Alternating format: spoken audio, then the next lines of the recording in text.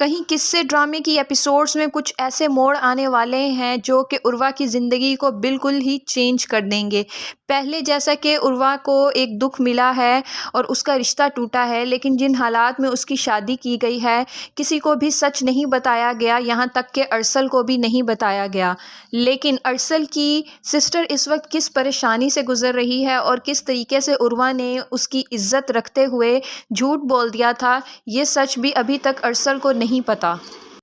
عروہ کے ابو کی پھپھو اچانک سے ٹپک پڑی ہیں، جو کہ بالکل بھی پہلے یہاں پر نہیں دیکھی جاتی تھی، اور وہ بہت ہی منہ پھٹ عورت ہے اور کہاں کیا بولنا ہے اس کو نہیں پتا۔ زبردستی کی مہمان آ گئی ہے اور کہتی ہے کہ تم نے تو اپنی بیٹیوں کی شادی چپ چاپ کر دی، مجھے عروہ کی شادی میں بھی نہیں بلایا، اور اب ایلینا کی بھی شادی ہو رہی ہے تو تم نے مجھے کانوں کان خبر نہیں ہونے دی۔ جس پر وہ بات کور کرتے ہوئے کہتے ہیں کہ نہیں، میں نے آپ کو بلانا تھا، بس آپ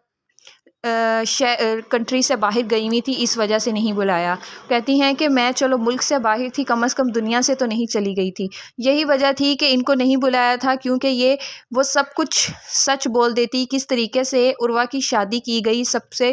سچ کو چھپا کر۔ ہم نے بالکل بھی ایکسپیکٹ نہیں کیا تھا کہ ان حالات میں کیسے عروہ کا سچ سامنے آنے والا ہے ارسل کے۔ یہاں پر جب وہ عروہ کے بابا کی پھپھو جب عروہ سے ملنے جاتی ہے اور ارسل کے سامنے ہی اپنا منہ کھول دیتی ہیں اور بھانڈا پھوڑ دیتی ہیں کہ دیکھو میری بچی، تمہارا پھر سے گھر آباد ہو گیا، میں بہت خوش ہوں، آخری دفعہ جب میں نے تمہیں طلاق لینے کے بعد دیکھا تھا تو تم تو سوکھ کے کانٹا ہو گئی تھی۔ یہ بات سب ارسل سن لیتا ہے اور بہت ہی زیادہ حیران ہوتا ہے، اور آپ دیکھیں گے کہ ارسل سوال کرے گا عروہ سے کہ عروہ یہ سب کچھ کیا ہے، تم نے مجھ سے ایسا کون سا سچ چھپایا ہے، وہ کس کی بات کر رہی تھی، تم نے مجھے کیوں نہیں بتایا، میرے ساتھ یہ سب کچھ کیوں کیا۔ جس پر عروہ یہی کہے گی کہ میں نے آپ کو بہت دفعہ موقع دیکھ کر سچ بتانے کی کوشش کی تھی، لیکن کوئی نہ کوئی ایسا معاملہ بیچ میں آ جاتا تھا کہ میں سچ نہیں بتا پائی۔ لیکن کیا ارسل اس پر مان لے گا اور اس کو قبول کر لے گا، اس کو سچ مان لے گا،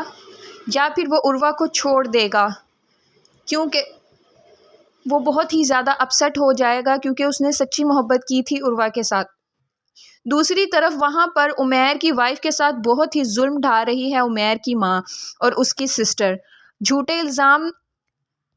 گھر کے نوکر پہ لگا کے اس کو گھر سے نکال دیتی ہیں اور اس کا زیور بھی چرا لیتی ہیں۔ وہ چاہتی ہیں کہ عمیر کی وائف